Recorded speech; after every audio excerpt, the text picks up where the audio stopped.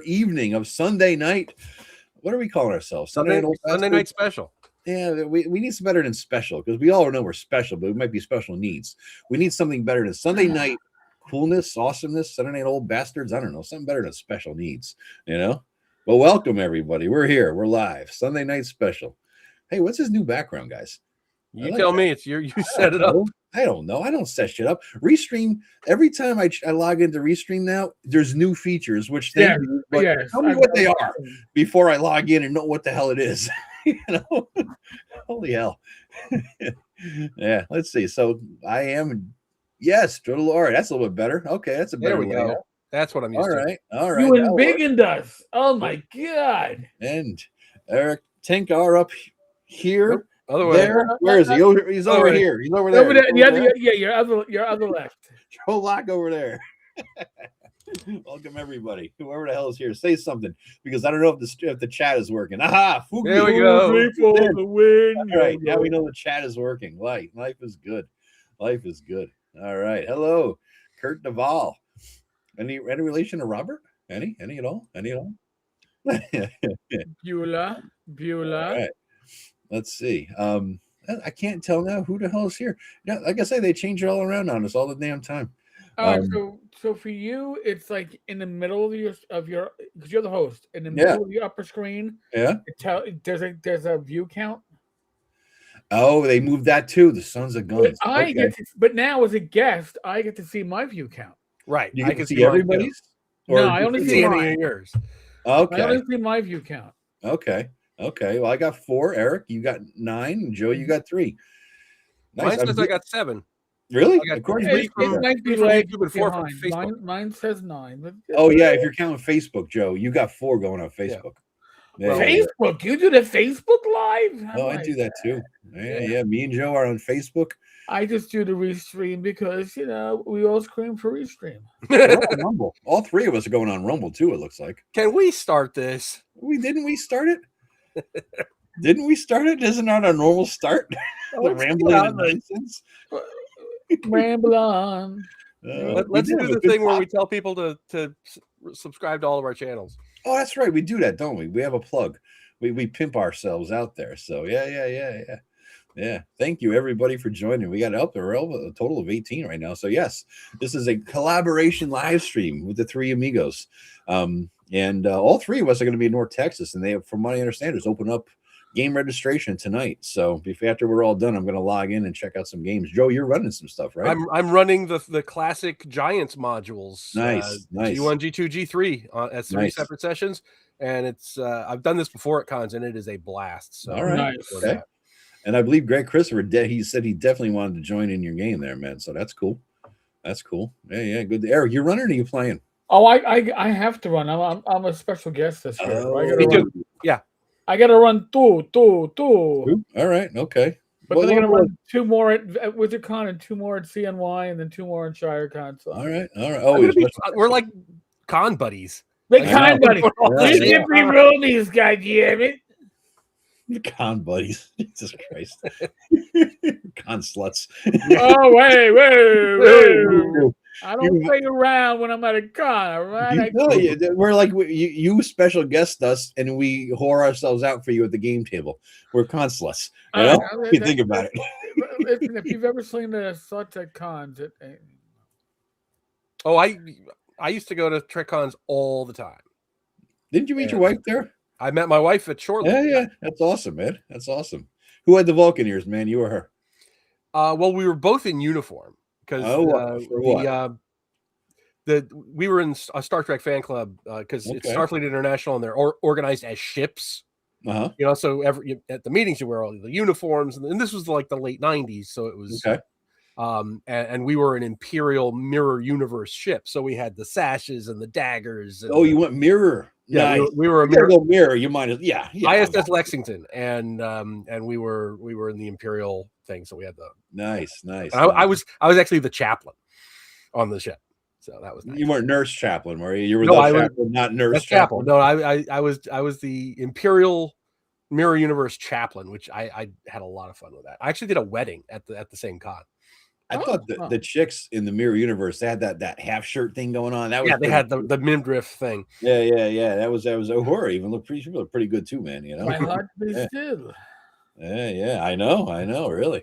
I know. It was pretty cool. I've never been to a Star Trek con. Do they still go on? They're still big. Oh yeah, they still have them. Yeah. Not as many. They're not as many as before, which is kind of like any cons. They they're not. The smaller ones aren't that much, but they still have them. All right. Yeah, I want to hit one maybe someday. But the new series, they suck so bad that I figured they're just dying. I figured they were circling the drain. Oh no. Well, I mean, there aren't as many, just like there aren't as many game cons as there once were. Yeah. It's the ones that are there are still really vibrant and fun and stuff. I was supposed to go to PhilCon last year and I couldn't because family stuff, I'm hoping to try to make it this year. What's that? Trust me, I get family stuff. I totally. At this age, we're all got elderly parents and sick people. Oh yeah, it's a thing. Yeah. We're all there, man. It's a rough thing, but yeah. So, guys, we're up to 27. It might be time to jump into the topic, which was pretty damn popular, I must say. I for one got a lot of comments. I got a ton of comments on the topic. So, basically, guys, we talked about. I led in with skill check, perception. I said it sucks, monkey ass, or something like that. I feel like you thumbnail out there, you know what I mean? Get the views right off the bat. But it did get a lot of dissension, a lot of talk, and I think I think we all waded in on the same side of it is that we don't do skill checks for certain things like perception. We don't do skill checks for things like talking to people. Roll a charisma check to see if he lied. Roll a charisma check to an insight check to see if he's telling the truth, shit like that. Roll a charisma check to lie to them and get away with it, right? And perception checks like to see if there's a secret door or a trap door. Yeah, I think that's where we all kind of weighed in on the same angle, I believe. But there's a difference between that kind of thing and a skill system and a skill check, right? Yeah, right. A perception check is if you didn't make your perception check, you didn't notice the backpack lying on the floor. That's nonsense. Yeah, exactly. But a skill check, like, oh, I don't know how to build a bridge unless I have an engineering skill. That can make sense. Absolutely. But you could take that too far too. You could say like, if you don't have animal handling, you can't even ride a horse. It can be taken to the extreme where, and that I think is the danger of it. I'm gonna jump in with my spiel here. The danger of having a skill system is that sometimes the players and the DM will get it in their minds that if you don't have that skill, you can't do anything related to it. Right. Correct. If you don't have the swimming skill, you can't even doggy paddle. Yeah. And you don't have riding skill, man. You can't even ride into town in a donkey. You can't. Right. Exactly. You got to make a skill check to ride through the gate on the back of your mule. That's taking it too far. But when you're using skills for either advanced or unusual applications of the thing, so if I have the riding skill and I'm trying to ride a hippogriff, then yes, I might be able to apply my skill of riding horses to riding a hippogriff with a modifier. But it doesn't mean that if I don't have riding, I can't just sit on a saddle while it follows a horse in front of it. Hell, I do that at the riding thing in Brooklyn. Yeah. I guarantee you, I do not have the riding skill, but I could sit on a horse on a trail ride. I couldn't do that. I think I would kill the fucking horse if I tried. But bring his back. Like the Clydesdale back for you. What's that? They get the Clydesdale. Yeah. Well, if the Clydesdale comes with a Clydesdale, the old Budweiser Clydesdale beers, they got no drinking anymore. So whatever. But we didn't even go to waste. But the other thing, Joe, you think about too, guys, is that I think that the risk of it is, like you said, that they won't try it. But I think that people, if there is a skill system, it prevents them from thinking outside the box because they don't know that there's anything else in the universe you could even do. And so once you create a box, and in that box there are 15 skills, right? Nothing outside exists. I'm not thinking outside. And that's how I frame my video, playing off the character sheet. Because once you have skills and powers and stuff on your character sheet, you tend to just, if there's a problem, you look at your character sheet for how to resolve it. You don't look to your imagination for an out-of-the-box creative way to solve the problem. And I think that's the difference between when we were playing back in the 70s and 80s and today. Because, it is not to say that people can't be imaginative playing 5e or 5.5. Yes. But you're less inclined to do it if you have a whole toolkit on your character sheet. Well, I learned it pretty well.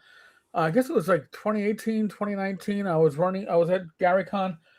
I'm told at 2:57 that I'm running a game at 3:00 for Frog God for a 5e table.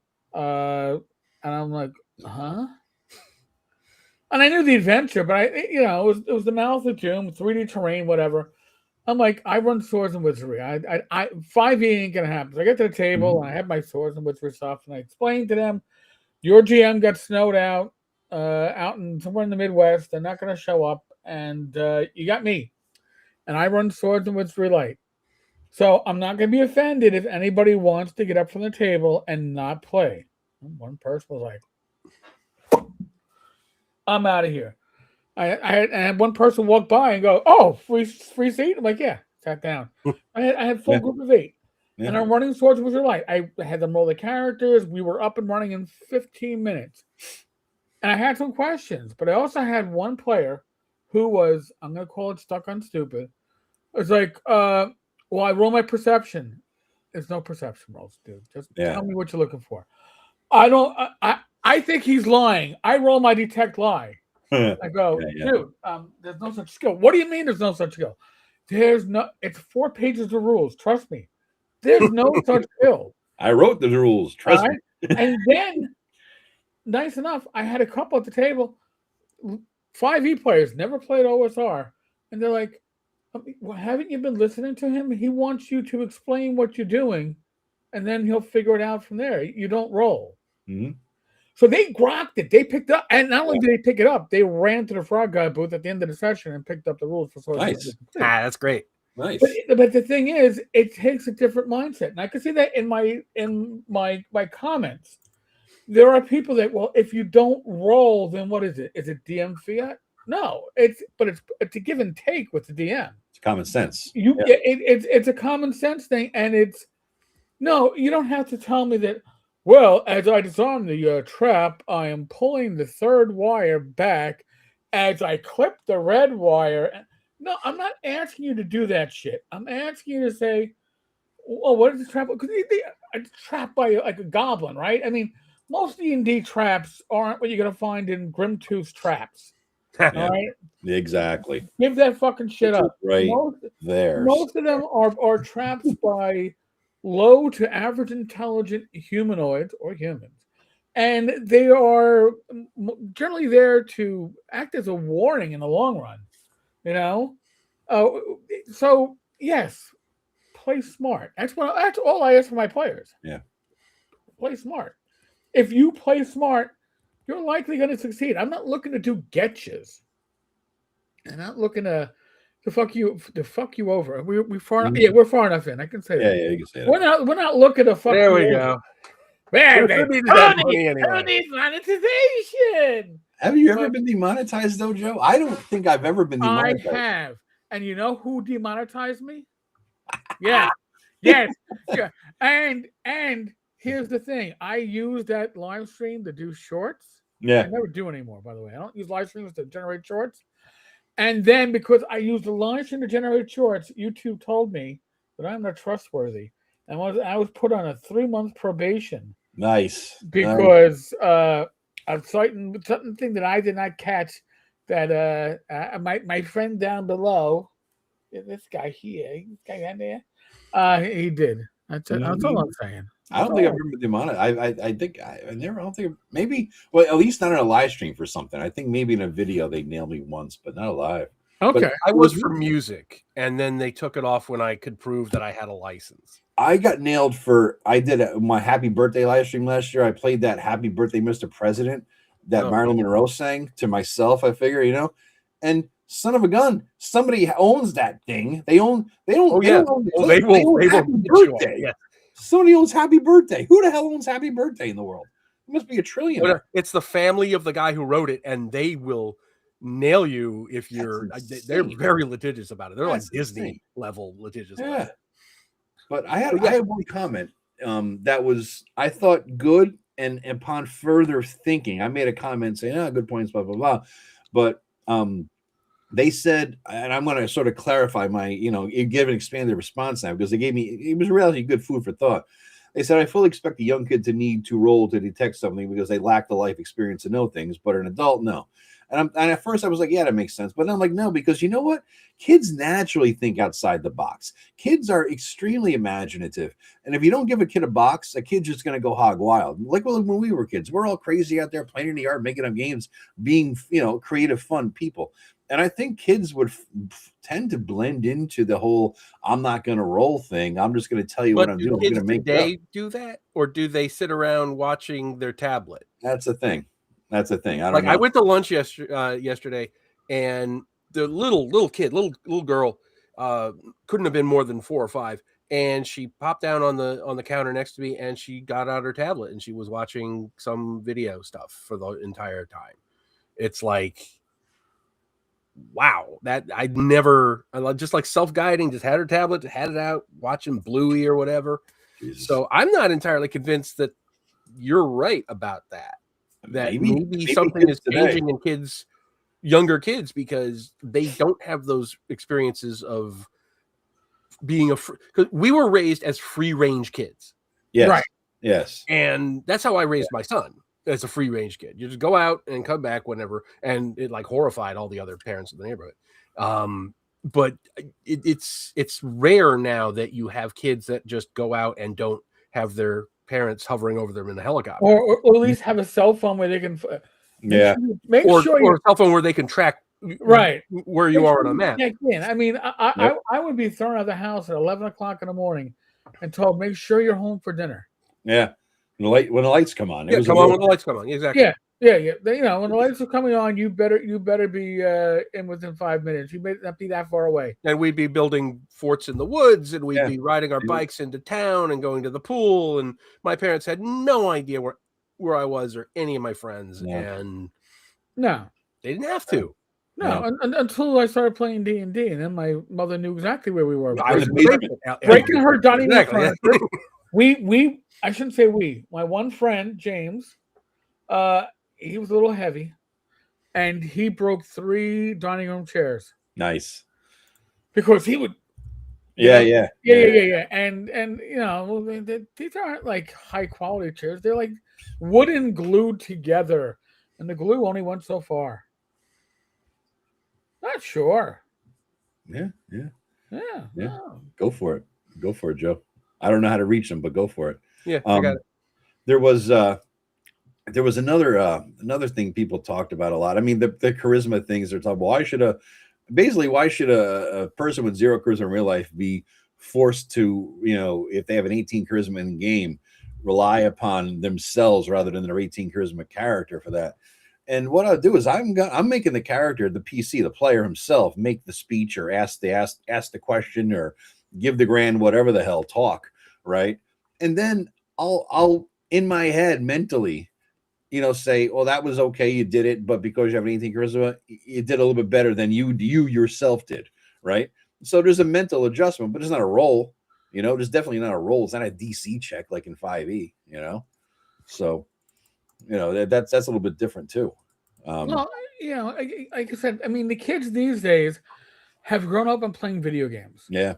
All right. So, and even with us, like when you were playing, there were some video games back in the day, or computer games, I should say, that when your character walked past the secret door, sometimes it would tell you found a secret door. Other times you had to like find that one stone that was like upside down compared to everything else. Yeah. That stone doesn't look right on my 13-inch CRT TV. Maybe that's so, but that's what they've grown up on. Now, we grew up on, explain it. Tell me what you're doing. I mean, even when I didn't know what I was doing as a DM back in my late teens, I was still asking my players, well, all right, you look for secret doors. How are you doing it? You know, I thought I was a freaking genius at 17 when I was like, oh, I'm gonna look for secret doors by pissing on the wall because I'll see the crack when my urine hits the wall. I'll see that seam. I thought I was a genius. Yeah. And my DM after a while was like, "Yeah, your bladder's not infinite. You can't keep on doing it." Is the DM and Friends D'Angelo the same person? Yeah. Yes. Yeah. Okay. Just want to make sure. Okay. Yeah. Okay. Cool. You know, another. I got a lot of shit for passive perception checks. I don't like perception checks, nor do I really don't like passive perception checks. Like just something walks by, you automatically see it because. But and people gave me shit about that. Well, some people, even my brother says, you know, I notice things sometimes, or I'm not looking. I'll see the animal hidden behind the bush or something like that when I'm not really paying attention. I'll just happen to notice it. So yeah, that makes some sense. But what I'm doing in my game, it's like I'll base it on class and or race, right? In my game, without a ranger, the group nobody in the group might see the thing hidden in the bush. If there's a ranger, yeah, the ranger saw that thing. Right? Or the druid saw that thing in the bush. If in a city, right, the thief would notice shit that nobody else would. Okay. In the middle of a combat, the fighter might see something, a hidden dagger, something like that nobody else would see. Right. Little things like that. You know, elves would see sylvan creatures because they know what to look for, the signs of sylvan creatures, right? That's the sort of thing that's DM discretion. It's not a passive perception roll. It's DM. Do you want to let them see that? Do you want to let them know it's there? Do you want to, or you might want to say, you know what? I'm a DM. I'll flip a coin for the ranger because there's a ranger or because there's a thief. That's the sort of thing I would do, you know?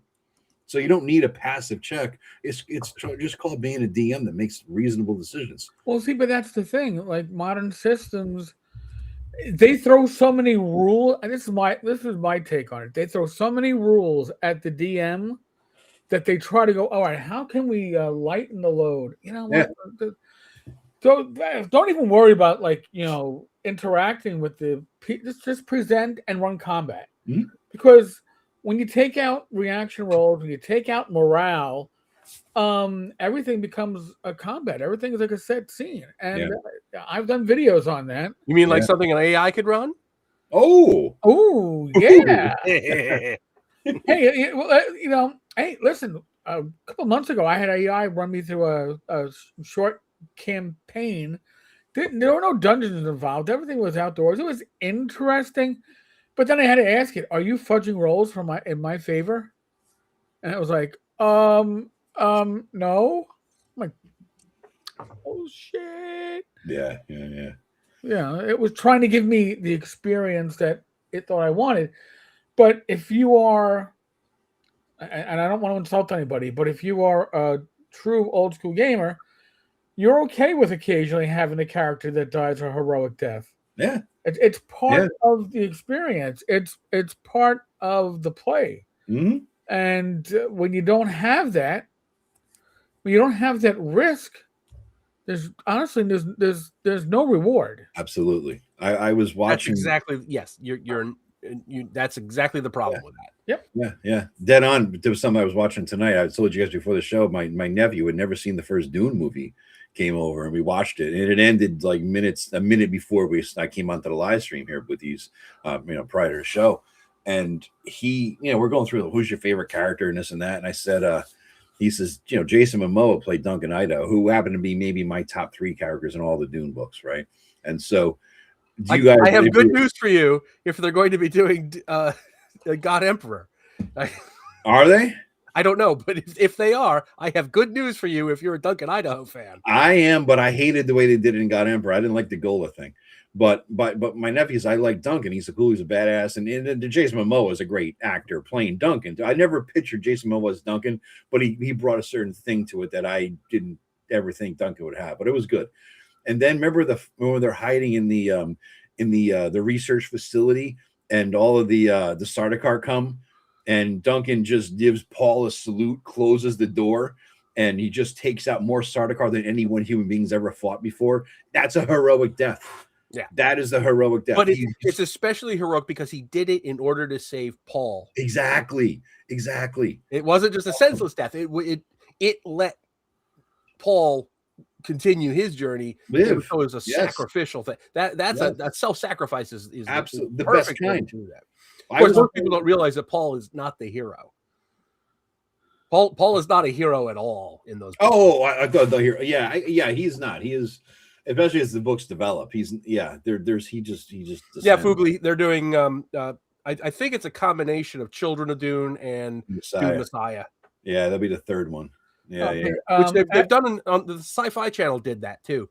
And I liked the Sci-Fi Channel versions personally. In my mind's eye, I smooshed together the David Lynch, the sci-fi version, and the it's all one and the same in the end, right? Yeah. They all had bits I liked. Yes, exactly. Joe, I like the hard tone into the sci-fi. Agile gave a $4.99 super chat to the Grognod. Thank you. And right on time, a special guest who I've never met before, I don't believe. It's a shame because I actually do collab with Angelo on Mondays. Yeah, I do multiple collabs. And we haunt each other's comments on the videos, so I figured I saw him in here. I thought it'd be good to bring him on. Well, hey, how are you guys? Hey, can you guys hear me okay? Sounds good. Sounds wonderful. So you sound wonderful. Well met, my friend, in Forgotten Realms lingo. Special dude, I totally want to embiggenify the lawyer over here. Yeah. I'm going to embiggenify you because I'm a book whore, and I want to see all your books. All right, we got the Player's Handbook, got FIFO, we got a good selection there. We got the Glazar, Deities and Demigods, if I'm not mistaken. Yes. I'm going to close this just to show the chat. What's in the background, man? Is that a battle axe? Oh, that's a scroll case or something going on back there, dude. You got the setup. You must have a great. So that's my gaming table that I built a while back. Oh yeah. Look at that. And then I can't gamer porn right here, boys and girls. Gamer porn. I'll give you a can of Stain for your birthday. yeah. I left it. You know, it's funny when I built it. I left it because I think that's on the top. I think it's birch. And I'm like, and it flips over, so it's a sandbox on the other side. Flip it. Doesn't all the sand fall out when you flip it over? No, well, I mean, sandbox ready. Sandbox ready. Yeah, let me move this thing out of the way. Oh, that's a sweet setup, dude. You must have an awesome wife to allow that shit in the house, man. Well, it's just me in a 5-bedroom house, so there you go. Yeah. That's what you get for living in what, North Dakota or Montana or some. I'm in Montana. Yeah. Very cool, man. Very cool. Yeah. You know, I thanks for having me on, guys. And Joe, well met. I know these two guys up here. It's the least I could do, considering I'm going to be having German food at Historicon, and you're not. Oh, you son of a we discovered this really great German place at a food court across the street from the hotel at Historicon, and I have been ribbing him mercilessly because he's going to EGG-Con and I'm going to Historicon this year. So he's going to miss out on the schnitzel. Schnitzel. The schnitzel and the spretzel, and it was so good. The only right here about schnitzel, I think there's a German, and should be running for the schnitzel. See now, Rach is Irish, and she's being very good. She's making sure. St. Patty's Day is my 10th anniversary of my last day of work. I signed out that morning. Oh, nice. At like 6:50, I was done and walked out. Nice. And so she's like, and it's St. Patty's Day, but I'm like, yeah, I don't want to deal with all the drunks. Can we just go out for like lunch at a pub? I don't want to deal with the late night. Yeah, the amateur night. Yeah. Yeah, no.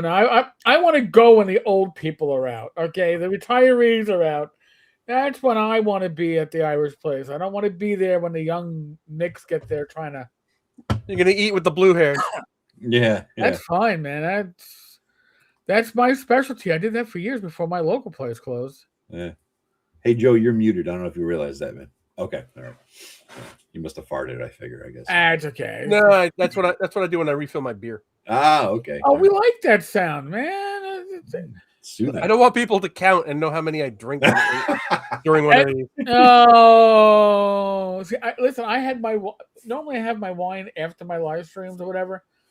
But this is a later live stream, and we had lunch at like 2:30 with my niece at Miller's. So I was at an actual like bar restaurant, and I had Diet Pepsi because I had to drive. Mhm. But I was like, all right, we're gonna be having our little snacks now, and cheese and crap. I'm having my wine, god damn it. So these guys will hit. I'll be a little liquored up for the show. It's okay. There you go. If I ate lunch at 2:30, I'd be ruined. I have to. I have. If I don't have my meals at specific times, I am screwed. Agile Monk, yes, I love Historicon. I'm running Ogre at Historicon again this year, so I hope you'll dip in for that. And I played in your Ogre game last year. You did, and I'll also be. I'm spending a whole day at the SPI room. Oh, they have a whole room full of all they do all weekend is play those old SPI Hex and Counter War games. And I'm going to spend I think my Thursday is dedicated to just that. Well, we were I think we were going to play War of the Ring. War of the Ring, and I think you were running late. Yeah, I didn't get there until like Friday. Because family stuff. And yeah, you had signed up I think for the Thursday game, and I sat there and I was like, Yeah, I got there like Thursday at 10 or something. It was yeah. But this year, I got a whole day just set aside for nothing but that. Yeah. Cool. Angela, what's your take on this, man? I know you had some opinions in the chat. What's your take on the topic du jour? What do you think? Your name is Angelo, I take it, right? I'm not. Yeah, D'Angelo and Joe. Yeah, thanks you guys again, for having me on. Yeah, I've been following. God, this way. Okay, I've been following. I know. I always do that. I know these guys pretty well, and I've been following you recently. Became a member of your channel, and I love what you do. And I actually watched one of your member only videos last night about your new campaign. But nice. I feel like my opinion is probably going to be pretty spot on to what you guys have. There was a comment somewhere that the introduction to the thief class kind of changed that whole skill stuff. I disagree with that, and I think and Joe really hit on a topic about playing your character sheet. And if you're narrowed down to your character sheet, which Joe? Yeah, you gotta. Oh, this Joe right here. Yeah. If you're narrowed, the grognard. Yeah, the grognard. If you're narrowed down to your character sheet, and so I could be a little anal on, and I hope I didn't say a bad word. No, anal's fine unless you're talking about sex, in which case another conversation. Yeah. So I can be a little that way with being a DM. Tell me what you do, and I'll tell you what happens. I don't need a die roll to tell you guys what you see. I check this wall. I check that wall. I look up for webs, or look at the ceiling. I tap the ground in front of me. That's fine. But if you're going to narrow it down to a single roll of perception, I think that takes out all of the beauty of the game and the tension building factor that old school game is really kind of surrounds. Like tension, and I talk about that in a lot of my videos. I think tension is a big part of the OSR, of our old school games. If you don't have tension in your games, your players are going to sit there and just rip through stuff, and it's going to just be, and I think that difference of, kind of being universally like explore, have some exploration, because I think it takes out that whole avenue of exploration and whatever. Perception's a great example. I mean, that skill, or it's not even a skill. I think it's an attribute considered, right? They bundle it under skills. It's more attribute. Isn't it under wisdom or something? It's And I'll do that with my players. I'll say, hey, maybe they hear something, right? Do they hear it? I'll have them do a wisdom roll on a D20 under their wisdom or something like that. That's kind of how I would determine whether they're going to hear something, or maybe out of the corner of their eyes they see. But walking into a room and just getting an automatic box text, this is what you see because you passed your perception. I'm out. I do this. See, that actually fits in with something that Eric said in one of his videos a couple of weeks ago, where in order for a trap to really be effective, see, Eric, I actually do watch your videos. You have to give the player some sort of way of figuring it out. You got to telegraph it. Yeah. And you hear something, you hear the tramp of booted feet down the corridor or whatever. That gives the players at least a fighting chance of realizing that something happened to them. Yes. And that also that goes into a surprise roll too, because in a way the surprise roll is sort of a perception check from old school. Because if you're surprised, then you missed your perception check that, there's an enemy about to attack you. It's not a perfect analogy, but I think, there were still mechanisms to let it be sort of random, whether or not, you were aware of, hey, there's a bunch of orcs around the corner. No, that makes sense. It makes hope now. Here's the issue: you're making sense. Okay. I quoted your video, so how could I not? No, hey, but that's the thing, right? I mean, skill rolls, rolling for everything. I'm gonna really go much back more situational in old school. Yes. Mm-hmm. So, back in the days of D&D Next, Greg Christopher and I had become recent but quick friends, and Greg was like, "Hey, I've got the friends and family invite for the D&D Next beta. I'm going to put together an online group, and I want to get people that are old school gamers and 3rd edition players and 4th edition players, and we're going to get a group together to see how it works for everybody." I'm like, "All right, cool, I'm in." And we have a situation where we are dealing with goblins behind this fort wall. And one of our players makes a rousing speech. And Greg goes, "Well, that's pretty good." All right. Yeah, no, I convinced them that they're good. The 4E player, swear to God, if we were physically at a table, would have flipped the table. Really? How can you do that without having... You got to roll for everything. And it's like, no, that was actually pretty good. But that's the player. That's not the player character. The player character. It's like, dude. Maybe you should be playing Gauntlet. Yeah. Take a breath. 4E attracted a certain type of D&D player, man. Yeah. It really did, especially unique type of D&D player. I think you know what I mean. It was the very, very tismy. If you know what I'm saying. Very, very, very math, very tismy, very specific.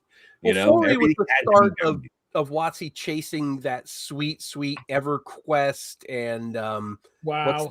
What's the new one that everybody plays? Not World of Warcraft. Warcraft. They want to chase that sweet money. They want to get those Blizzard billions, and 4E was the start of that. Because it was very think about how big World of Warcraft was at that time. Yeah, it was a skirmish game. It was huge. Yeah. So I mean 4E. 4E was a skirmish game. Yeah. And it was designed so that you could convert it in theory easily into a video game. And they blew it, and they blew it with 5E, and they blew it, with what's the latest one that they just announced was dead last year? Project Sigil. Yeah. Because they loved Planescape so much, they had to name it Project Sigil.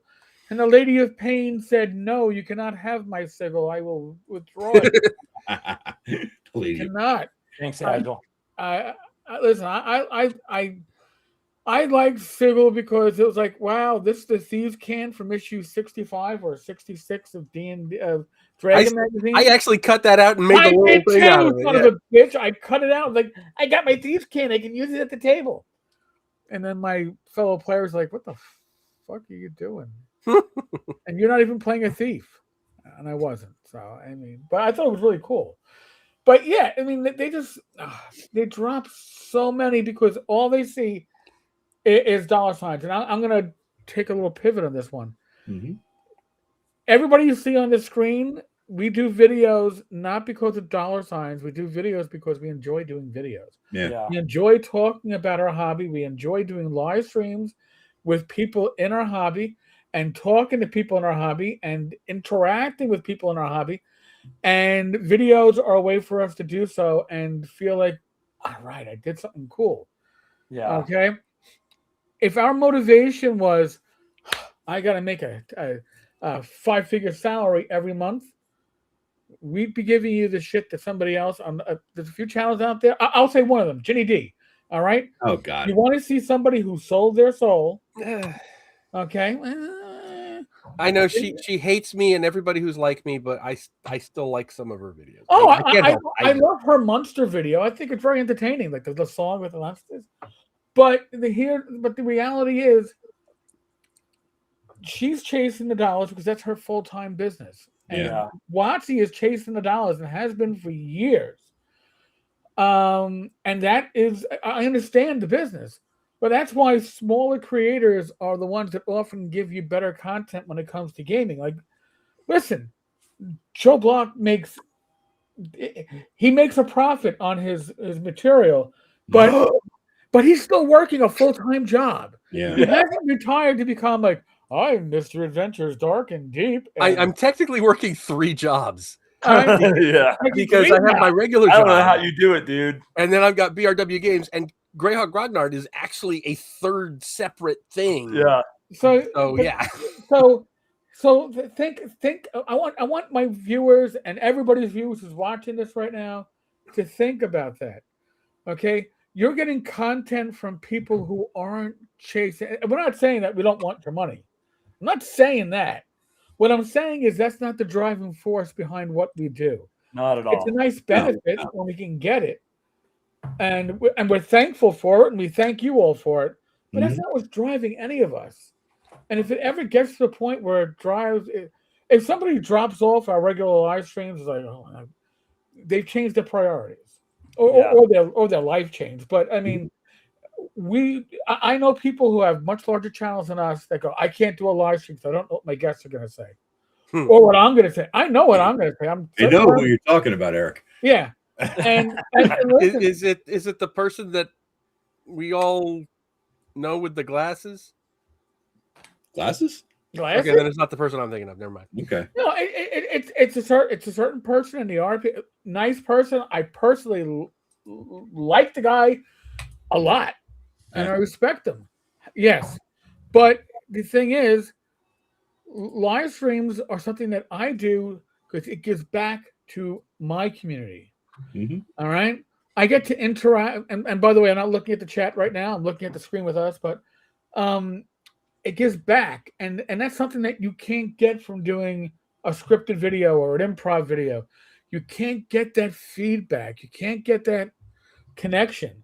It's the reason why many of us go to conventions, is to get that connection. Yeah. So, I'm gonna step off my soapbox now. I'm sorry. It's a good soapbox, man. Dead on. Dead on.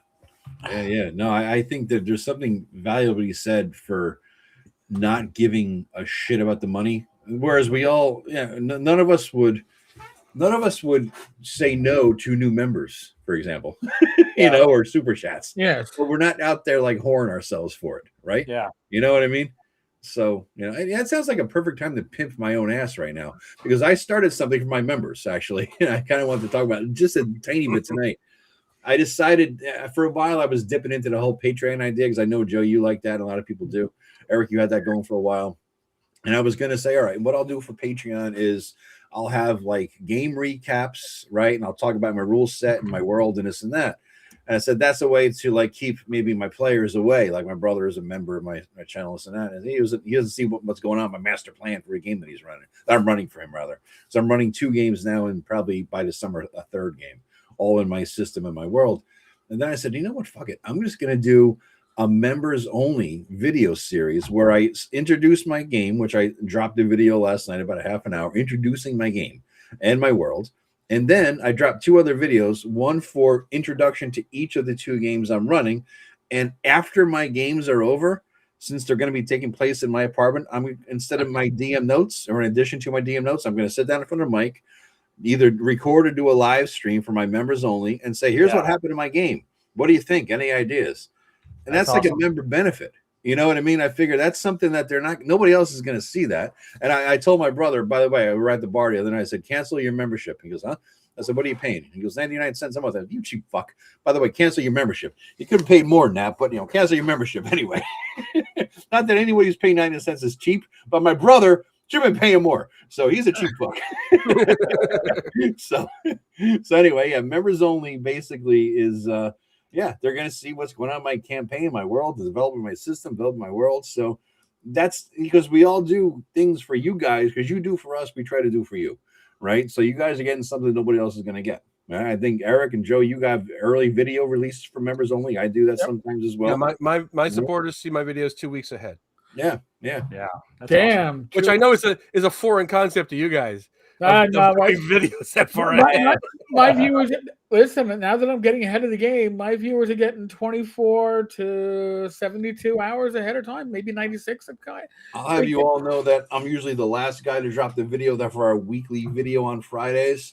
It's usually like, 11:30 p.m. Thursday night, and I'll send the links out to everybody for the collaboration. Oh, I've woken up Friday morning and seen your text. Oh, yeah, that pretty much. Yeah. And this week, though, I dropped our collab video before Joe, who usually posted 3 months ahead. And here's what pisses me off.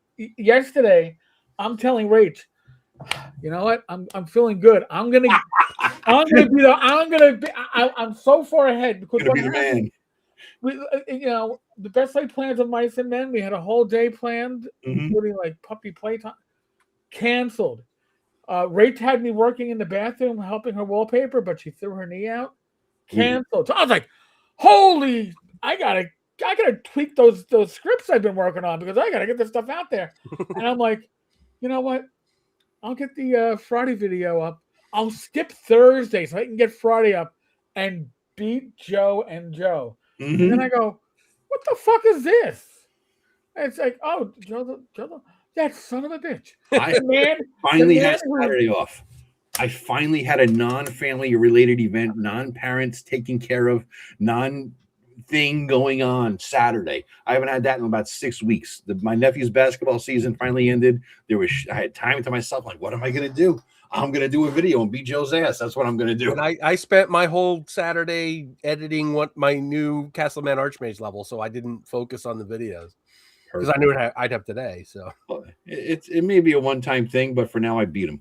Angelo, what's up? What's up, man? Yeah, you don't have to raise your hand. You just talk through us. I don't want to interrupt either.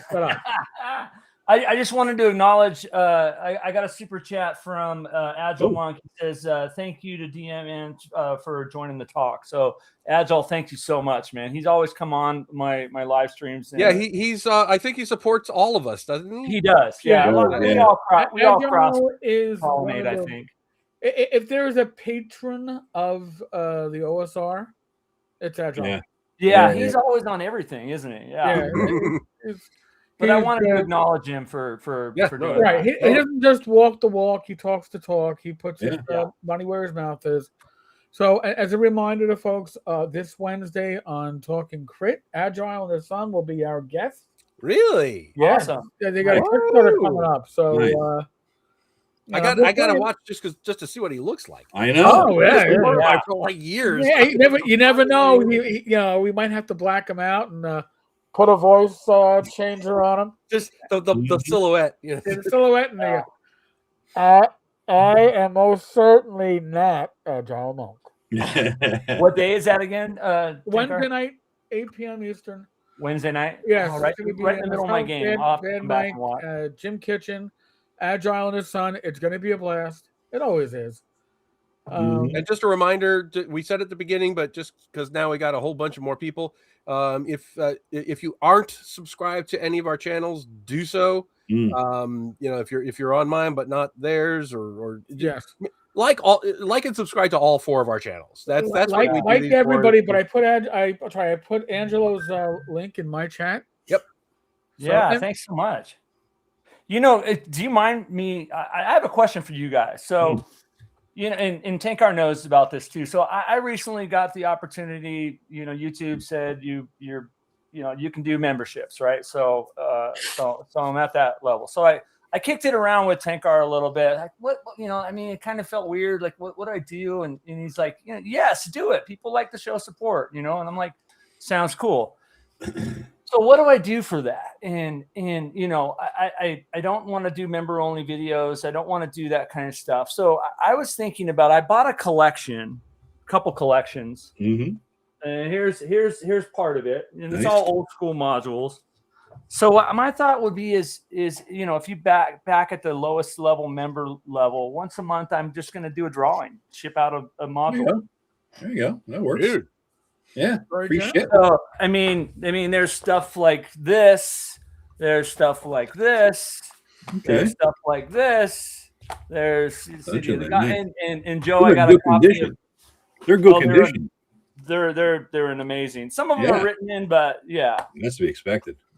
And you know, actually, that's I could do that to get rid of some of my game collection I've been trying to offload for years. True. Oh, hold on. You know, and this is what Rach is very upset because I forgot to bring my child copies to TotalCon because I have 10 of these, and they're signed and numbered by Wenger. Because as Rach put it, he was just trying to redirect the wife aggro. Redirect the wife aggro. He sent me 10 copies so it would clear out his basement. Save one for me, dude. Save one for me. Yeah, no, definitely. I gotta show this, guys. I gotta show this here. Robert Stanton, who's been a huge supporter of mine. I think all of us. Oh yeah, Robert's awesome. I am sorry to all of you. I just got laid off 20 years in. Had to cancel all my memberships. Oh, dude. Don't even worry about it. No need to apologize, dude. Yeah, really. No. Life comes before elf games. Come on. Don't worry about it, man. Yeah, listen, I mentioned this on Gamers Health last night, my live stream with Rach. And honestly, if you like our channels, if you enjoy what we do, comment. If you like a video, comment. Yeah. That like and subscribe shit is that's awesome. But comment. Because comment, you know what? Real comment, because you know what that does? That tells us that somebody cared enough about the video that we produced and put up that they gave us their input. And whether it's a critique or it's, holy shit, this is the best thing ever, or I have to disagree with it this time, whatever, because you cared enough to comment. And honestly, that is the fuel, that is the food that pushes us along more so than anything else. And I really do mean that.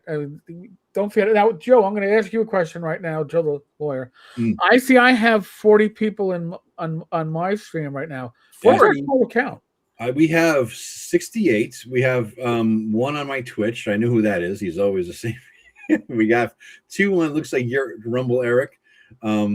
Let's see. My channel's 13. You have 38, and Joe has 14.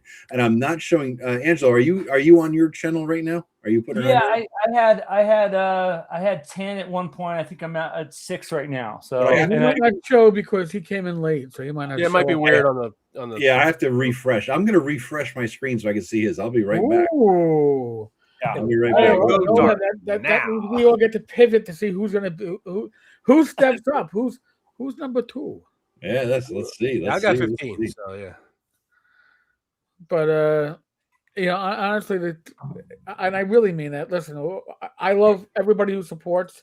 Every minion is awesome, but the fuel that drives me forward on a daily basis is going to be your comments. Yeah. Now we're up to 84, guys. So 84 totals right now. Yeah.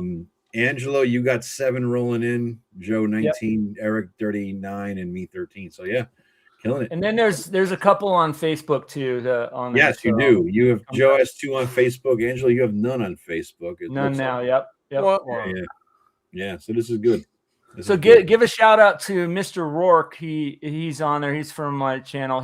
I've been gaming with that guy since 1981. Really? Yeah. Me and him grew up in the Satanic Panic era, where our moms would throw away our books and My dad actually did. I'd been playing for a few years, and my dad comes downstairs into my room and says, I looked at one of your things, and I couldn't understand it at all, so I'm okay with it. And it turns out, and then I asked him, I brought out all my shit, and I said, well, which one did you look at? And he had picked up like Shrine of the Quotoa. And that's the one he picked to look at to see if Dungeons & Dragons was harmful. And he couldn't understand a word of it. Perfect. And decided that meant it was okay. So that is the extent of my Satanic Panic experience. Nice. Yeah. Very abbreviated. Good. Yeah. Yeah. It was pretty different back in the early 80s for some of us. Some of us it wasn't, but others, man. It never was a thing for me at all. Yeah, you're lucky. Oh, my Satanic Panic, I've told the story, but I'll tell it briefly. I was, I guess, 18. My parents were in the Poconos with my sister. My grandmother, same house, lived upstairs, and her sister, Aunt Norma, sister Camilla, full black habit nun, didn't believe in Vatican II, so she dressed like she was coming out of like the Flying Nun. Okay, those full habits. And it was a hot summer day when she was staying, my aunt was staying, my great aunt, I guess.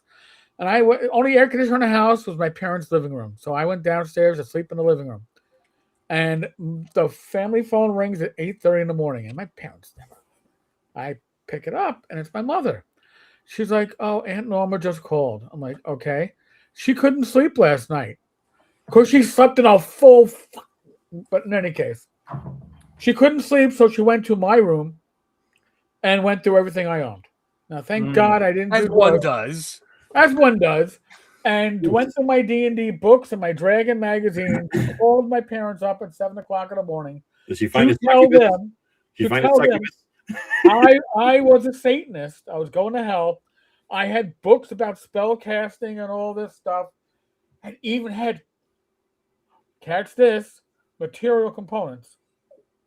So my mother, so Norma said that she would do us a favor and throw everything out for us, so we wouldn't have to worry about it when we. I would kill her. I would kill the nun. My mother. Kill the nun. Kill the nun. My mother was like, Norma, we're the parents. We'll take care of it when we return. And my mother said, "Listen, I know you and your friends have other games to play, like science fiction and stuff." I'm like, "Yeah." When they come over, just play science fiction games. Norma's gone in 4 days. When she's back in Philadelphia, in Pittsburgh, you can go back and play D&D. We know. Don't worry about it. She's not going to throw anything out. But man, I didn't leave my room if I didn't have to. Got to keep the nun out. God bless her. God bless her. It's funny you mentioned my middle name, John, is because my dad admired Pope John the 23rd so much. Oh, okay. And he's Jewish. and that's how I got my middle name, yeah. Interesting. There was a comment here from Tim Shorts. It got buried. I wanted to throw. Yeah, we're getting a ton of comments that we have completely ignored. Yeah, the feed is going longer. Tim was saying, don't do giveaways like I do. Yeah, don't give us like I do. I forget I buy something and get 2 copies. Yeah, I think that's the senile old man brain we all got going on. Yeah. Sort of a half a question to me from Lester Vinghale. I liked your lawyer's takes and advice. Thank you. I was wondering if it would offend him to know I use his advice for Pathfinder First Edition. That might be no, sorry. No, I don't. Dude, if you're using my advice for any game, I don't care what it is. Yeah. As long as it's not 4th edition, I'm not offended at all. Yeah. That's the beauty, because the advice that we're giving for OSR games is applicable to almost any game. If you want the stuff we're talking about with 5.5, and it will still work. Yeah, I have a lot. I am surprised, God bless, that I have a number of viewers that come from 5e, and they're like, I've got one. I'm using your procedures in 5e, and it works great. And it makes it so much more fun. I just want to finish the current campaign so I can play BX or Swords and Wizardry. Yeah. Because those are systems that are kind of made for the procedures. But yeah, you can plug these procedures into just about anything. Yeah. Okay, let me completely just off the top of my head. What's your favorite RPG that's not Dungeons and Dragons or D&D adjacent? Okay, I'll take the first stab at that. I've got two. Yeah. Because they're two games that I ran heavily back in the day, and I had some of the best campaigns of my life running them. RuneQuest 2nd Edition, Chaos Wow. I ran Pavis and Big Rubble. I was running a sandbox without knowing I was running a sandbox. We didn't call it that. But my God, the Cradle and everything else about Pavis and Big Rubble and the Old City, awesome. And Warhammer Fantasy Roleplay 1st Edition. Because even though the adventures were a bit of a railroad, they were so well written, you didn't mind taking the ride. And that's the thing. You know, games like 5e often do a railroad, but they don't write it well. I'm not against railroads totally if you're in it for a span and you're willing to go for the ride. But my God, you better make that ride exciting and we had a TPK, so it was worth it. You know, self-inflicted TPK. Our wizard fumbled a spell, and their bandolero of oil flasks on them blew up 2/3 of the party. Well, everybody that was near them. The only survivor was out shopping. Oh, so that's to me my favorites. Hey, I got Angelo, what's yours?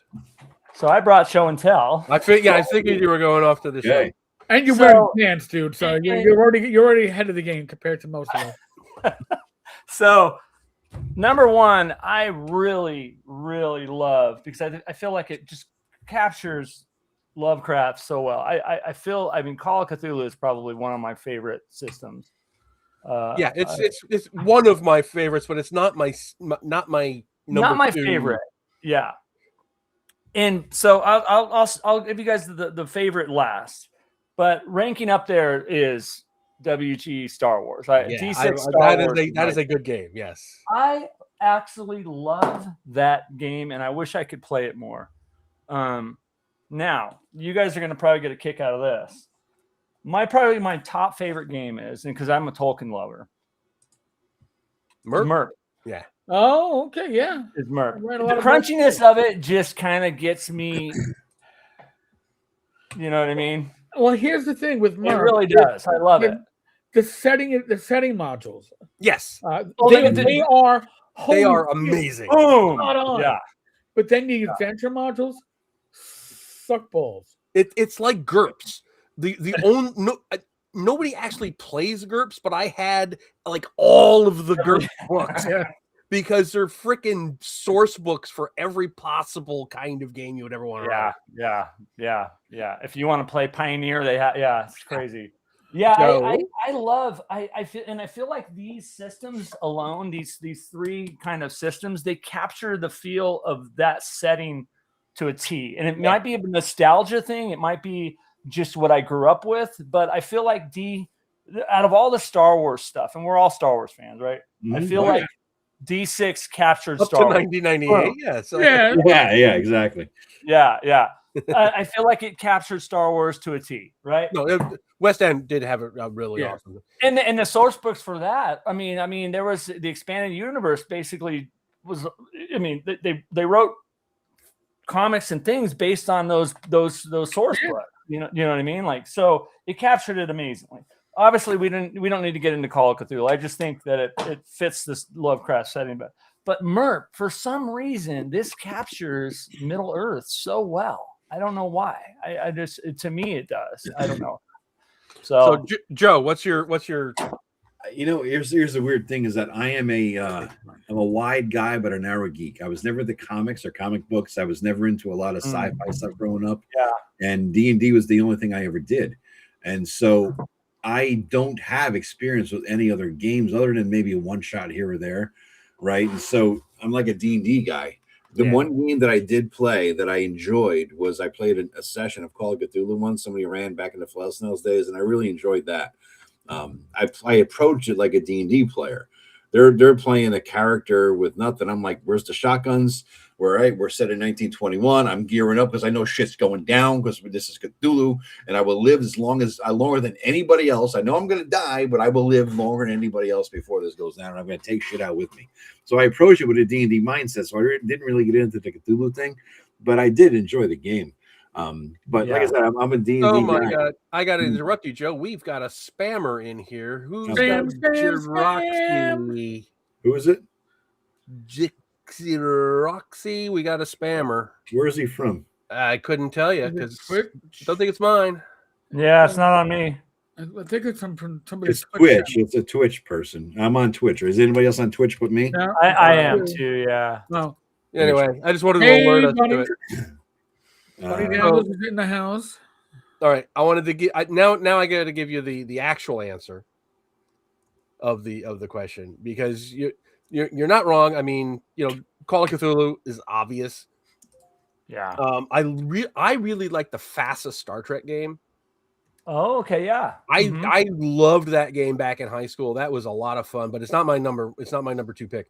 My number 2 pick, my number 3 pick is Ringworld, which was a Chaosium spin-off of basic role-playing, and it was set in Larry Niven's Ringworld universe. And we played such a fantastic game of that when I was younger, because there were like 4 of us, and we were all really big Larry Niven fans, and we just played this campaign. We never made it to the Ringworld. We just played it on We Made It, and there was Kazinti and Puppeteers and stuff. It was a lot of fun. But my number 2 game is Marvel Superheroes. And I think somebody mentioned it in the chat and it scrolled right by. Yeah. But Marvel Superheroes was perfect because I had just gotten into Marvel comics in like 1980. And I had been collecting them for a few years, X-Men, and that was a time of Secret War, the original Secret Wars. The good one. Yeah. Yeah, the good one. And then Marvel Superheroes comes out, and they're using art from the comic books, and it's bright and it's colorful and it's simple, and it just, oh my God, I love that game. Yeah, I still got it. I got all the modules and everything. That was a fun game, and I would love it if I know, and I know there's a Face Rip is the fan version of it. But my God, that was a great game. I believe because it hit exactly the right time. I played that once, and I think it was the Face Rip version of it. Yeah. And you'll never guess who ran it for me. And it was a great game. It was a fun fucking time. You never guess who ran it for me? Zach Smith. Really? He's a great DM. He's a fun player, a great DM. I played in dozens and dozens of games with him, DM'd him and he was a DM and played together as players in the same. Yeah, it was a fun time. He's a good player. Yeah, it was a good time. I enjoyed it. I played the Hulk because I didn't understand the rule set, but I know Hulk smash. But the rules are really simple because you had that universal table. Yeah, and just like yes, it just went. How hard is it? Yep. Green, yellow, red. Whip That's what it was. Yes. And boom. That was. I didn't have the rules. He emailed me a screenshot of that thing. I'm like, oh, I understand this, and I was even drinking. I'm like, that is the rules. Basically. Yeah. Yeah. No, it was a fun. Somebody mentioned in the comments Elric Stormbringer too. I don't know if any of you guys played that. I haven't. Never played it. Yeah, me either. Like so many other games. And for Ken St. Andre game, it isn't what you'd expect. You expect TNT, Monsters, whatever, and it's like, holy crap. He went a different direction, so it was pretty good. The one I want to try that I've never played before is Shadowrun. I think that'd be a fun time. That'd be a fun game. I kind of like the vibe of it. I don't like mixing genres like that. It's just me. I just, yeah, you've done videos. I want to run a cyberpunk game. I'm going to run a real freaking cyberpunk game, and I don't need elves and orcs in it. I would play cyberpunk too. I just want to play in something that looks like the fucking Blade Runner. You know what I mean? That's all I want. I just want to play something that feels. There is a Blade Runner RPG. Is it really? And there's also there's an Alien RPG too from this. I think it's from the same company, and I want to say they're compatible. But I've played the Aliens one with Greg Christopher. The newer one? Yeah. Yeah. I heard that's pretty good. Yeah. It played really well. Now, a game that I would love to play. Recent one. Because we're talking about Aliens. Mothership. Mothership has feelings of Traveler, but actually the dice make sense. And Aliens and all that stuff. And it's a relatively light mechanic. So I think I want to get myself running something with that later. What I would love to play is Planet of the Apes. It was kickstarted last year, and I went all in on it, and it looks amazing, but I've never played it, and I'm hoping I can find it at a con so I can actually sit in on a game of it, because I'm a huge Planet of the Apes fan from way back. Yes, my ear trumpet is another huge supporter of the channel. Many of my live streams, my ear trumpet gifts a membership. So I see that the DM is Raptor has received a gifted membership. So just to remind folks, if you're a member of the Tavern, you get early access to most of the videos. The collabs you don't get an early access to because you can't. And if you want to jump into the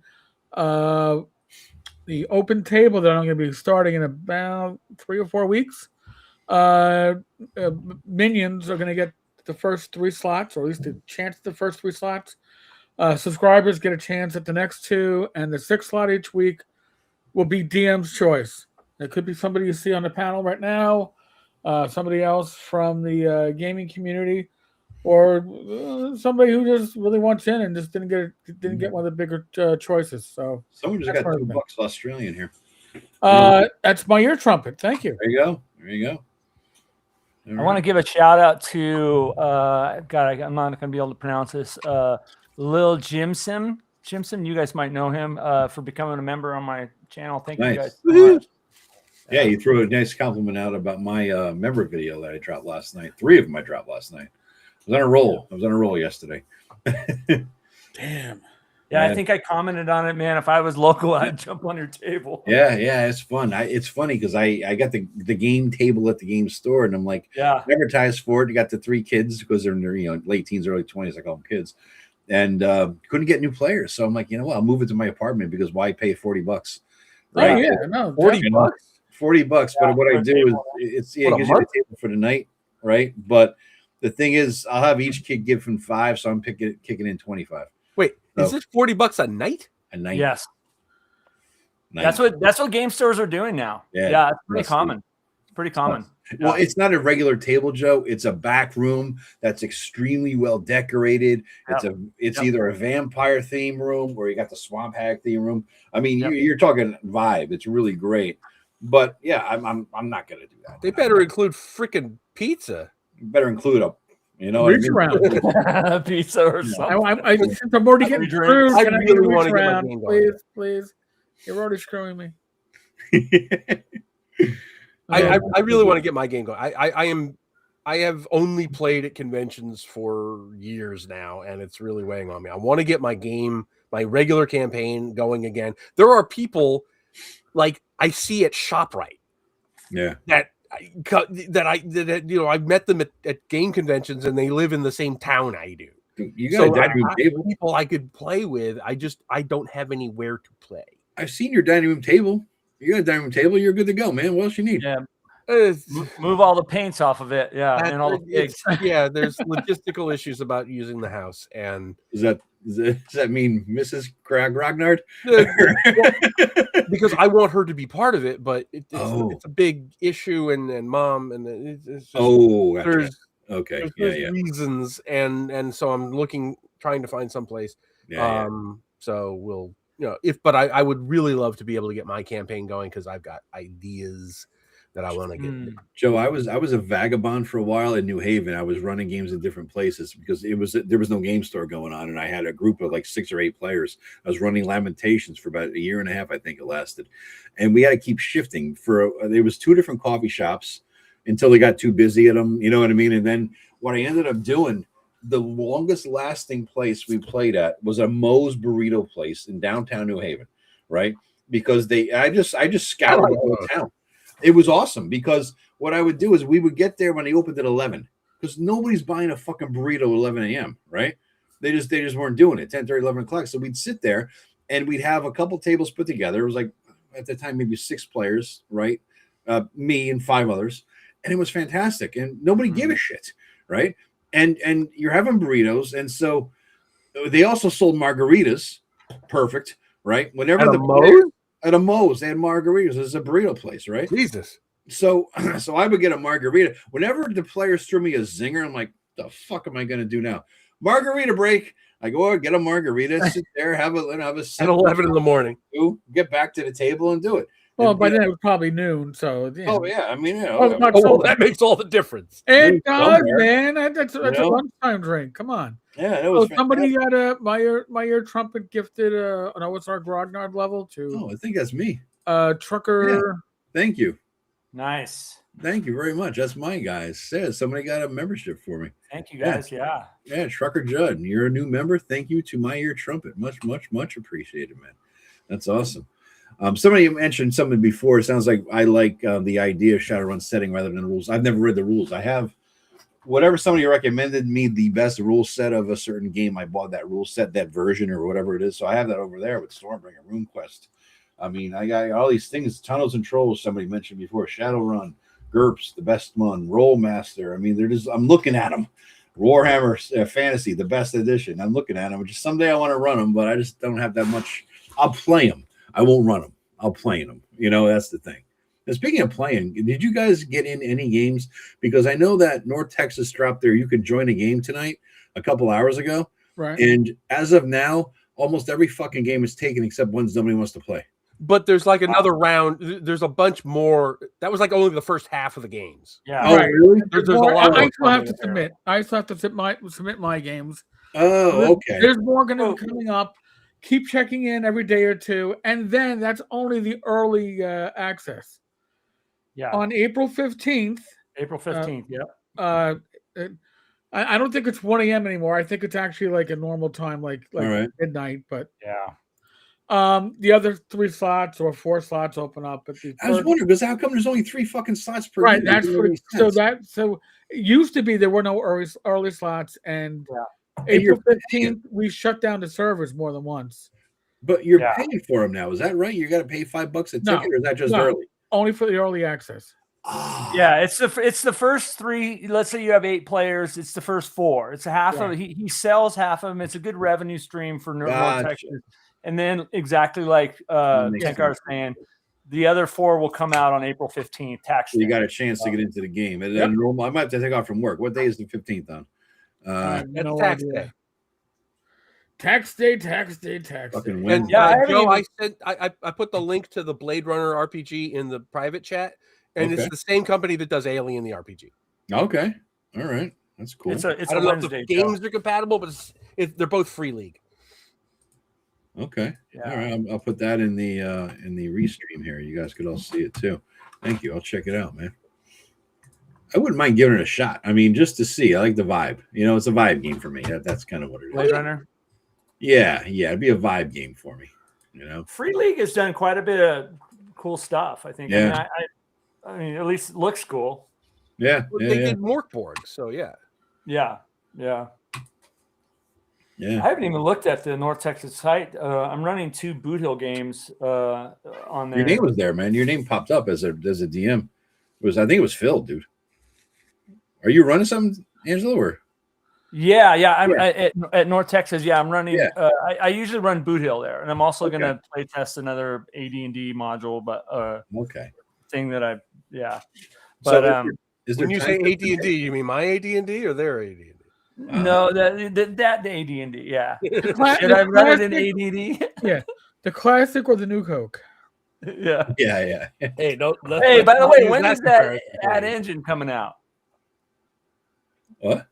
I was going to say, Joe, when is that ad engine? What's the? I know you're a busy guy. I am there is something going on licensing wise. Okay. That I don't want to step on. So I'm waiting for that announcement to come out before I decide whether or not to proceed, because I don't want to screw certain people over by doing something that might really screw with their license agreement. And I don't know any details. So I'm kind of like in limbo until announcements are made on several fronts. So understandable. So it's on hold for the moment until I know what the landscape looks like. Yeah. There's a new Coke engine. So can we still submit games to run in North Texas, or is that done? You can. No, yeah. you can. I still have to. Yeah. You still can. I still have. There's a number of people that I know, and that's like next month. I might do it. I might submit mine. What the hell?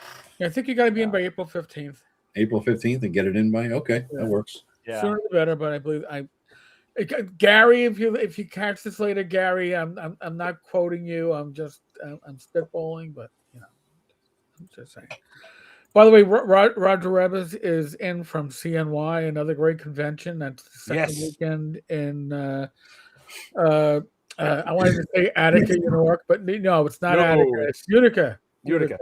Yep. That's another one I need to submit my games for. That yes, before so do I. Texas. Roger runs a really great con. He had a really great first year last year. Really well done. So the men was a con. They're like very similar in vibe and size and everything. I went to both last year and I loved them. I'm going back this year. I had them both do a live stream together talking about doing a con for the first time. Yeah, that was a hoot. And we probably should, if not do a collab on it, but maybe one of our future live streams, we should talk about the viability of these smaller cons, because they are really coming out strong recently, and they're hitting the ground running, and it's a beautiful thing to see. Yeah, no, absolutely. What date is it for Central CNS? The weekend after North Texas. The weekend after? The weekend? No, yeah, dude. I come home on Monday, and then Friday, and it's the weekend, by the way. It's Saturday, Sunday. June 4th, 2nd. Oh, all right. So not a Friday, Saturday, Sunday thing. It's a Saturday, Sunday. And I told Roger when he told me that last year, I was like, "You actually planned this around people who have jobs." Yeah, that helps. That so helps. That really does. Actually, WizardCon, I still have to spend a day driving. So, yep. Actually, it is 12th to the 14th, according to Roger. And by the way, the hotel is a beautiful hotel, and it has. Not that I'm a connoisseur of hotel internet, but I kind of am, because I do live streams and other stuff from. It has the best hotel internet of any convention I've gone to, including ones I've had to pay extra for. Elite internet access, which just meant that instead of getting like dial-up speeds, you got DSL speeds. This had better than my my fiber at home. I was like, and it was funny because I ran Castleman Archmage at and Swords of Battle at Central New York last year. And a bunch of the guys, we had so much fun. They were like going to the bar, bringing me beer while we were running the game. And they showed up at DexCon in New Jersey, a couple of them. And they're like, Joe, Nice. It was so much fun. They're like stalking me from con to con. So Roger said this year they're opening at 3 p.m. on Friday. Yes, I saw that, yeah. And it's a 3.5 hour drive or so for me. 3:45, 4. Yeah, that's a very doable. I could get there Friday night after work, right? Shoot the hell up there, and then have Saturday, and I'll leave Sunday afternoon. And it's $75 a ticket. It looks like, so you got the whole weekend. So that's a no-brainer. No, it's a great con. A lot of old school stuff going on. Yeah, and Joe, you will get to meet the Emperor's Choice guys in person. Until you do, you've not experienced the Emperor's Choice, the Ardenwen guys. You have never seen a con set up at a dealer's room until you've seen them. Yeah. Freaking amazing. All right. Paige was trying to yoke them, and they're like, no, we're only going to do one con this year, and it's CNY, because they come from Buffalo. They're like CNY. They took up like a quarter of the entire dealer's area was them. And it's a beautiful setup. Crazy. It's not just like hackneyed. It's just like, and they've got the displays and everything. I mean, they took up like 4 or 5 spaces with this thing, and it was phenomenal. It was amazing. VIP is $75, $40 for the weekend. Yeah, I'll do it. It's not bad. Yeah. Buy badge. I could buy the badge. VIP was that $75 and $40 for the weekend. What do you get with that? 1 week early registration. Dice mini tower. All right. Yeah, that's cool. All right. You got a little extra there. That's and you're supporting the con too. So yep. Yeah. Agile gave a super chat to somebody. Oh, me. Thank you, Agile. Much Joey. appreciated. Oh, that's right. He's Joey. Joey. Hey, Joey. You're Joey. I'm Joe. Okay, I can live with that. You know, in my family, I am Joey. I've always been, well, you know, I was little Joey. Well, there was no big Joey, but I was little Joey. And now there's no way anybody's calling me little Joey. I was Joey until I was like 8.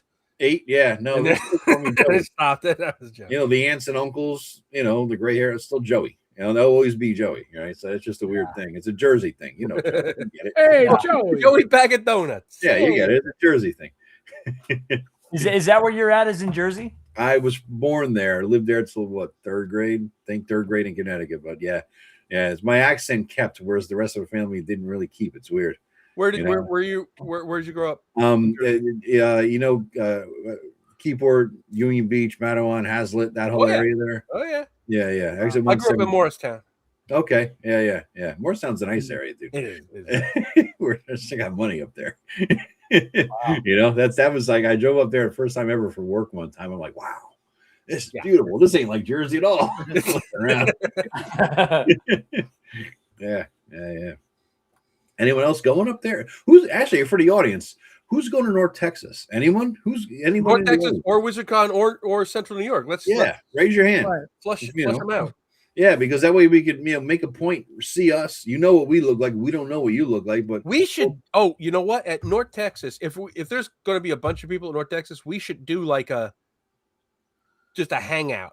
You know, we should schedule an hour or whatever. Just remember, Wednesday night, Talking Crit does happen at 8 p.m. Yes, we leech off of Gary's internet hub, which always works very well. Yep. And we do. Everybody can. We do it with like multiple laptops and. Yeah, and, I was there last time. One time I was there. Yeah, I'll be there Thursday night. So. Yeah. Whoa, we got another super chat from somebody. Oh, that was me. Thank you, man.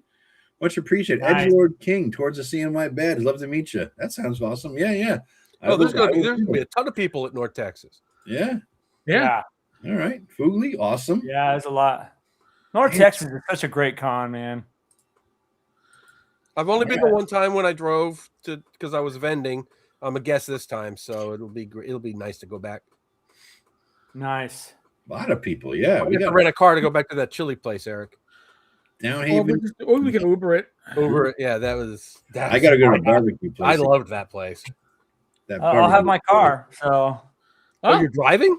Yeah. So that's the funny thing. I'm bringing my whole setup. I don't want to ship it and all that. My whole Boot Hill setup, which is probably about 20 buildings plus, more stuff. But it's a 21-hour drive for me. Jeez. Yeah, it was a 2-day drive for me too. Yeah, it's about 2 days. Yeah. Robert Stan, good luck getting laid with your wife tonight. There you go. Oh God. Full speed ahead, buddy.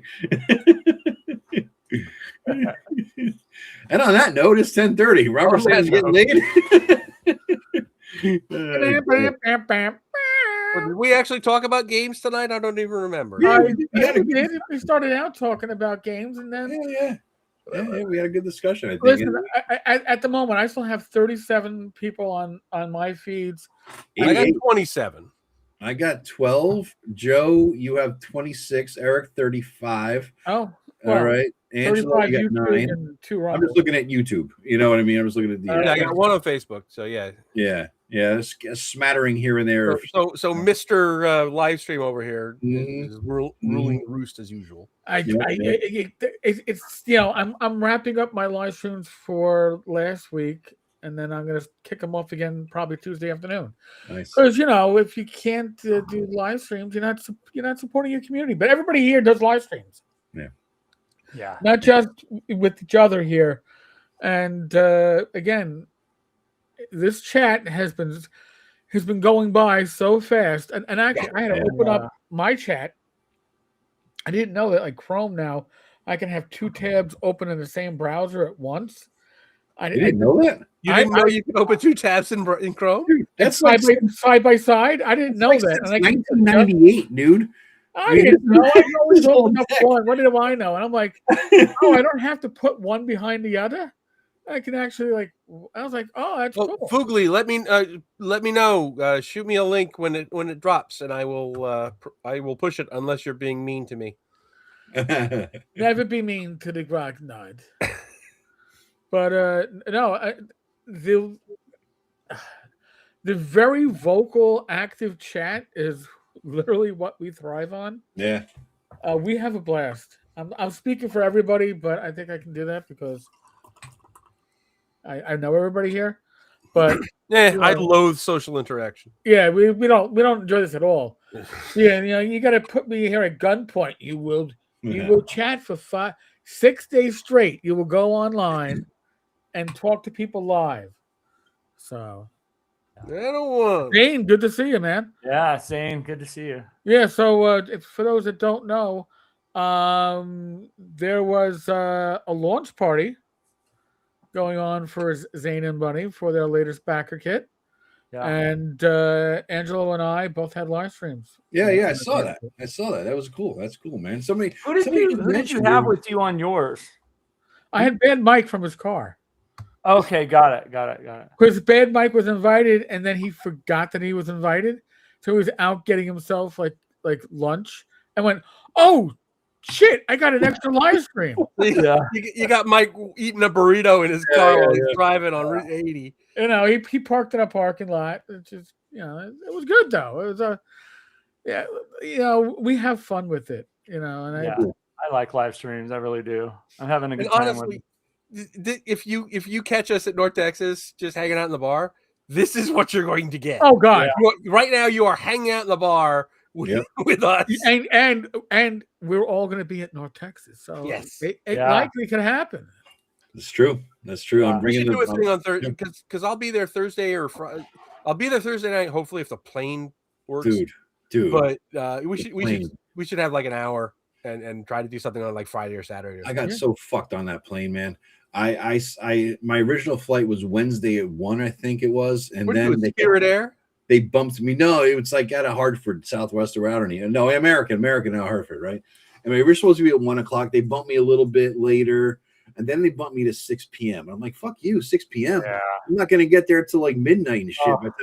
So I'm like, I wanted to get there Wednesday early, and so I was like, well, give me an earlier flight, Expedia people. And they bumped. The only other flight was 6 a.m.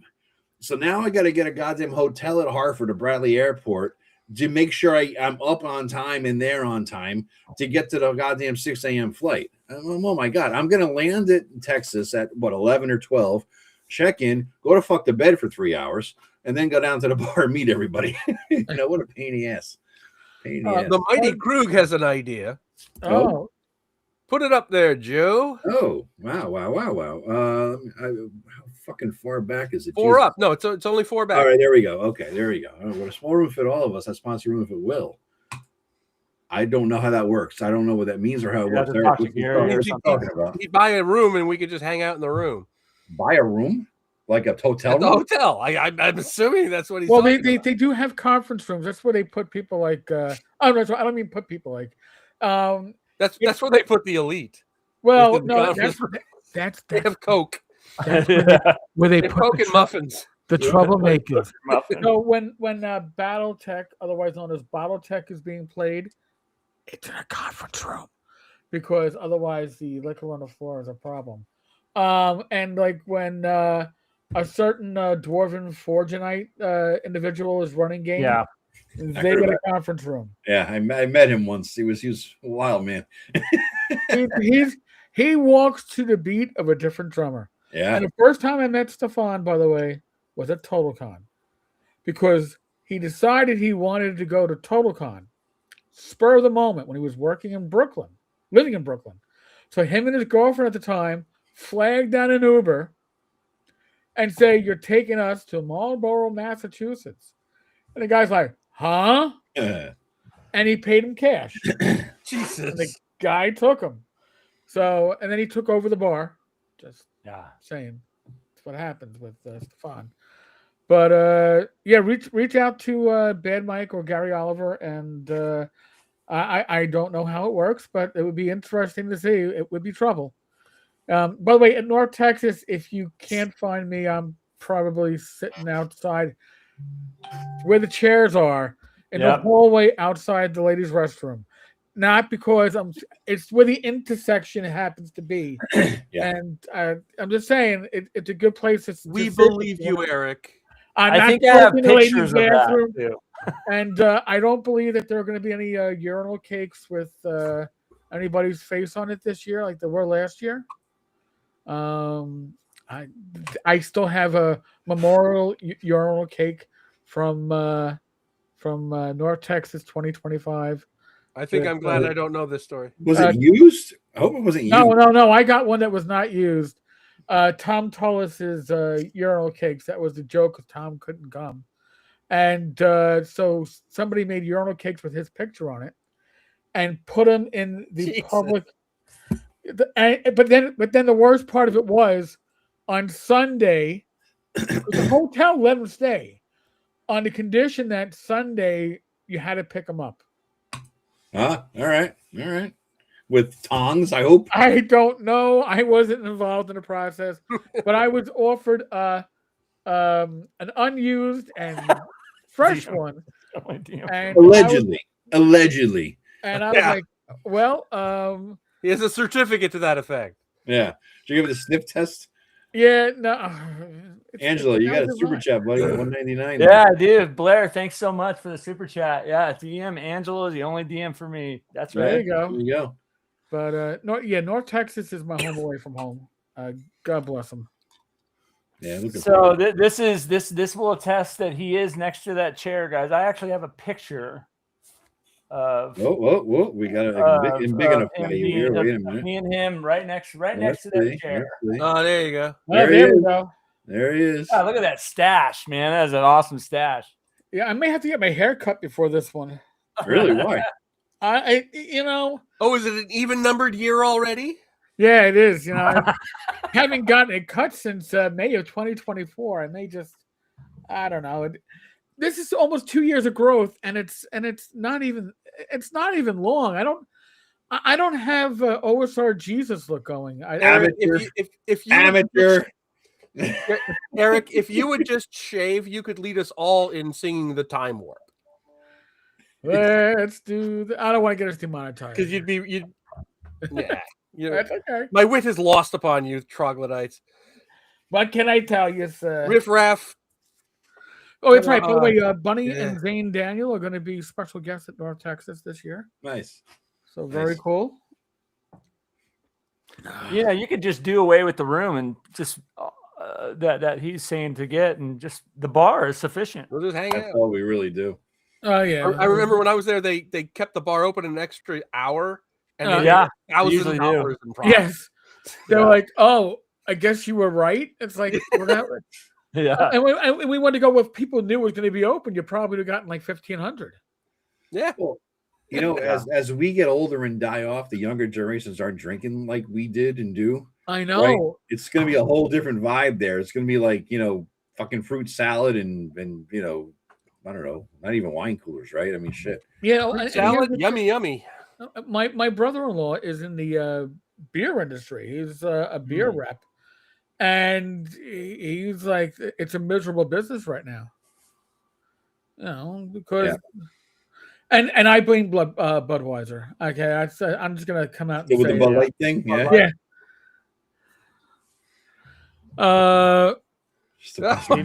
Oh man! What am I reading here? I remember that. You do, Joe? Remember that video. Rolling to see. Hey, Steven. That's interesting. I did. I opened one of my years ago. One of my videos, I rolled a die to see how I would cut my beard, and one of them was like Mordenkainen. One of them was the Klingon from Friday's Child. The Abe Lincoln. I had a whole chart all set up. And then I ended up doing it. It was a funny bit. What did I find here? I'm gonna find something that if I could keep talking, I'm gonna try to find something. I sent my brother here real quick. If I can. Just calling for a bolo. What was the winner on that, Joe? What's that? Grognard. What was the winner?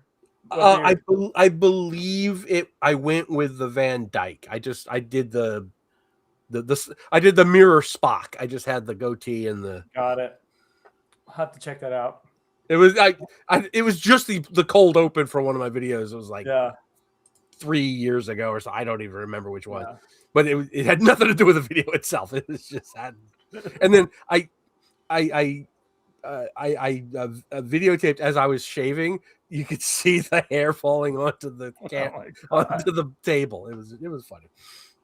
All right, let me share a screen here. Since we're talking hair, guys, and we're talking Star Trek, I think this will be pretty good. I'm always talking Star Trek. This is good. Yeah, you're a fan. We're talking hair, we're talking Star Trek, and we share this shizzle here with you guys. Robert, thank you. Nice.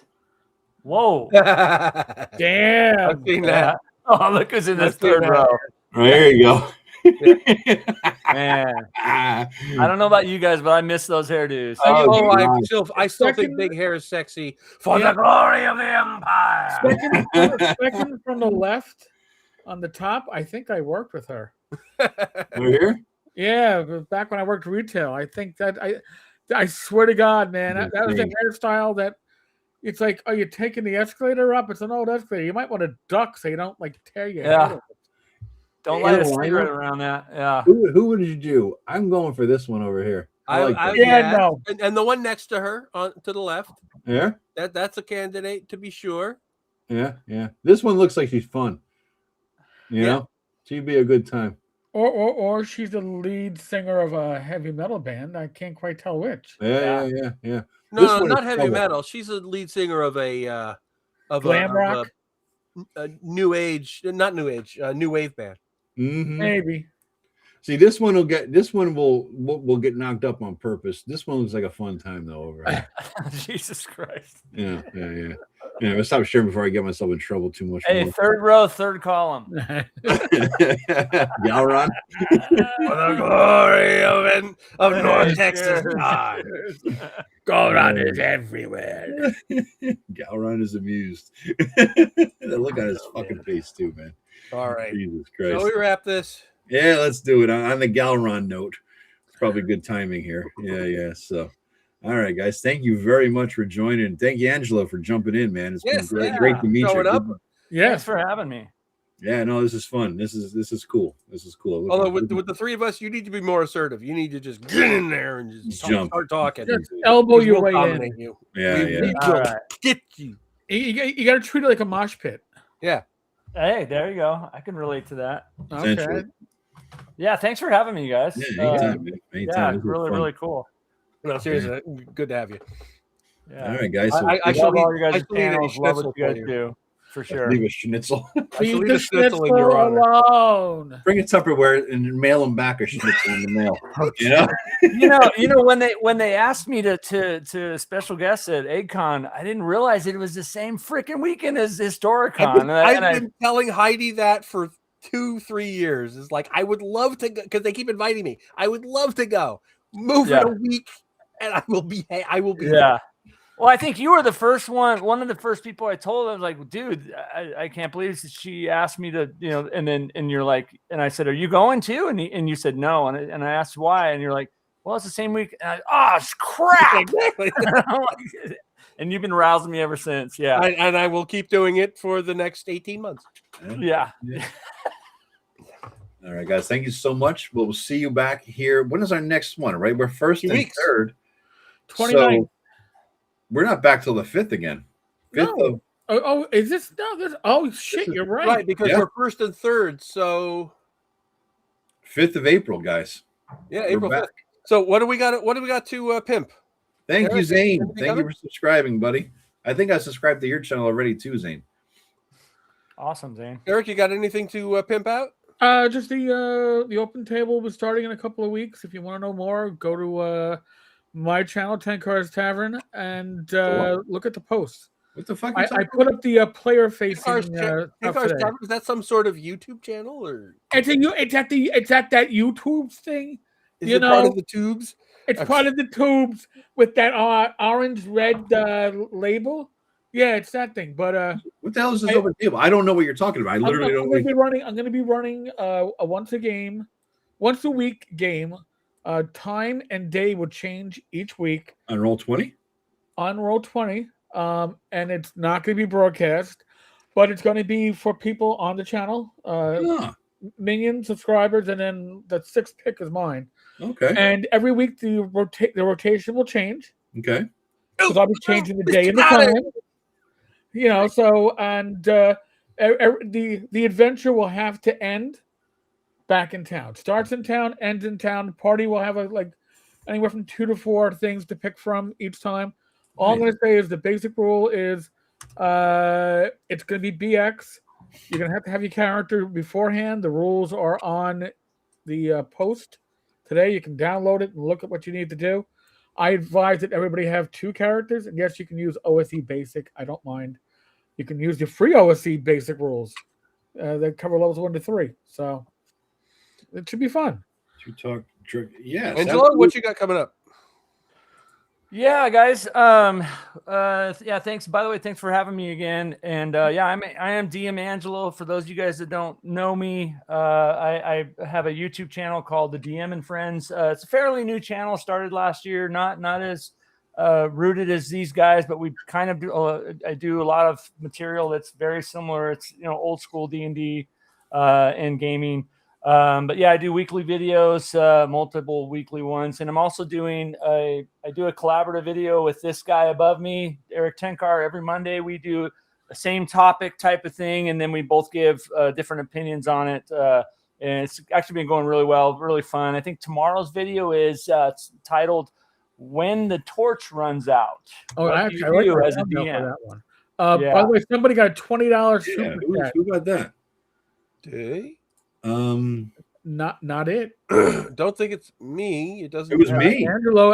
Is it Angelo or it was Joe? me actually? Wow, thank you so much. Awesome, man, dude. Thank you very much. The Mighty Krug. You guys did between the super chats. I got like $30 so far tonight. It's halfway to my my Central New York ticket price. Very good, man. If only you were drinking, you could actually spend it on food.